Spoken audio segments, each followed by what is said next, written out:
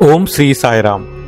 August 2, 2024 சுவாமி வழங்கும் இன்றைய அருளமுதம்.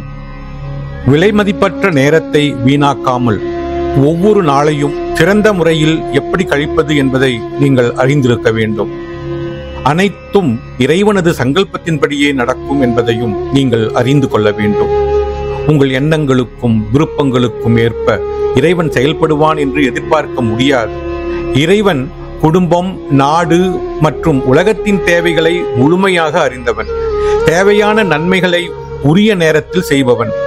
இயற்கையின் ஒரு பரிசு சிலருக்கு எவ்வாறு நன்மை பயக்கிறது என்பதையும், அதே சமயம் வேறு சிலருக்கு அவ்வாறு இல்லை என்பதையும் விளக்க ஒரு உதாரணத்தை எடுத்துக்கொள்வோம்.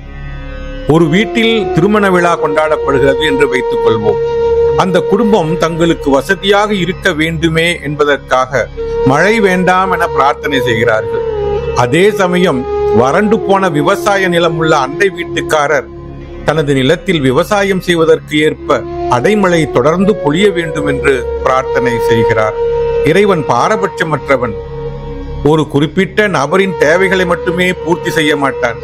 அனைவரின் தேவைகளையும் சீர்தூக்கி பார்த்து சமநிலையை பேணுபவன் அவன். தெய்வீக அருளுரை, ஏப்ரல் 21, 1998. ஒருவன் இறைவன் மீதான பரிபூரண நம்பிக்கையுடன் தடைகளையும் சிக்கல்களையும் எதிர்கொள்ளும் போது அவன் வாழ்க்கை புனிதமடைகிறது. ஒரு உன்னதமான பக்தன் அத்தகைய புனித வாழ்க்கையே வாழ்கிறான் என்கிறார் பகவான் ஸ்ரீ சத்திய சாயி பாபா. ஓம் ஸ்ரீ சாய்ராம். ஓம் ஸ்ரீ சாய்ராம். ஓம் ஸ்ரீ சாய்ராம்.